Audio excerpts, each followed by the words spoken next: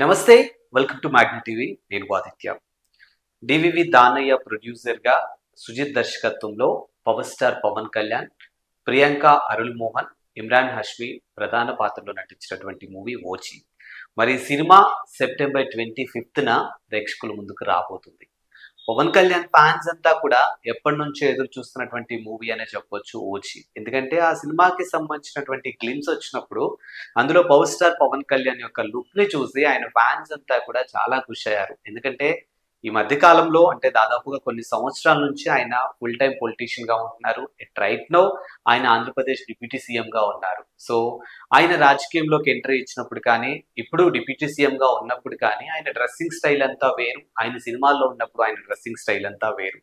So all of sudden గా ఓజీకి సంబంధించినటువంటి glimpse లో చూసి అందరూ కూడా చాలా హ్యాపీగా ఫీల్ అవుతున్నారు. ఎందుకంటే కొన్ని సంవత్సరాల క్రితం పవర్ స్టార్ పవన్ కళ్యాణ్ ఎలా అయితే ఉన్నారో మళ్ళీ అలా కనిపించారు. ఈ వయసులో కూడా అలాంటి ఒక లుక్ ని మెయింటైన్ చేస్తున్నారంటే అంత సాధ్యమైన విషయం కాదు అన్నట్టుగా కూడా ఆయన ఫ్యాన్స్ అంతా కూడా వారి యొక్క అభిప్రాయాన్ని షేర్ చేసుకున్నటువంటి తీరు మనం చూసాం.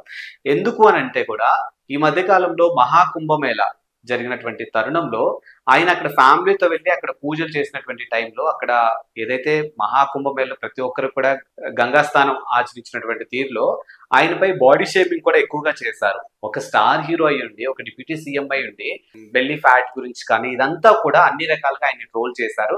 బట్ ఓజీలో ఆయన లుక్ చూసి మాత్రానికి ప్రతి ఒక్కరు కూడా చాలా హ్యాపీగా ఫీల్ అవుతున్నారు. ఇక అసలు విషయానికి వస్తే ఓజీ మూవీకి సంబంధించినటువంటి ప్రీ రిలీజ్ ఈవెంట్ అనేది నిన్న హైదరాబాద్ లో చాలా గ్రాండ్ గా జరిగింది. సో ఈవెంట్ కి సినిమాలో నటించినటువంటి ప్రముఖులంతా కూడా రావడం జరిగింది. సో సినిమా 25th కి రాబోతుంది. సో కొద్ది రోజులు మాత్రమే ఉంది.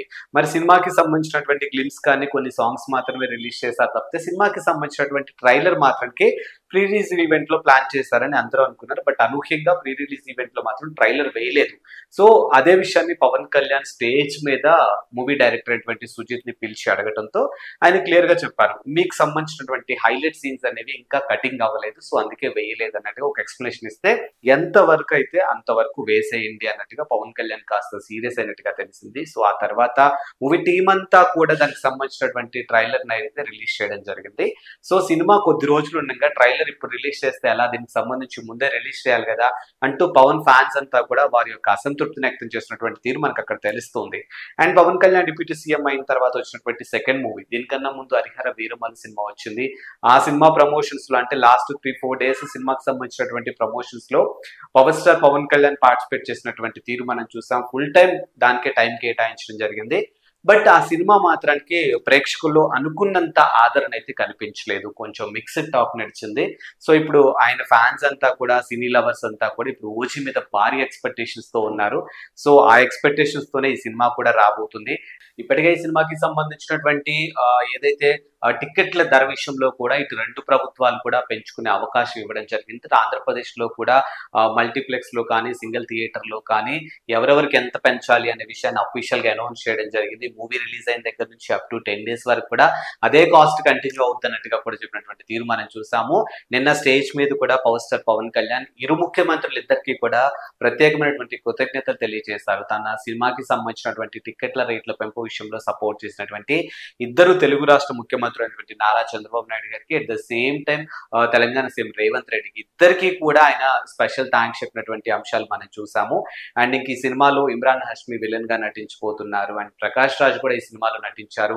ఈ మధ్య కాలంలో మనం చూసాం Prakash Raj versus power star Pawan Kalyan ఇద్దరి మధ్య ట్వీట్ల వారు, అంటే ఆంధ్రప్రదేశ్ లో కొత్త సర్కార్ ఏర్పడిన దగ్గర నుంచి అప్ టు నిన్నటి వరకు కూడా వాళ్ళిద్దరి మధ్య ట్వీట్ల వారు ఏ విధంగా ఉంటుందో మనం చూసాము.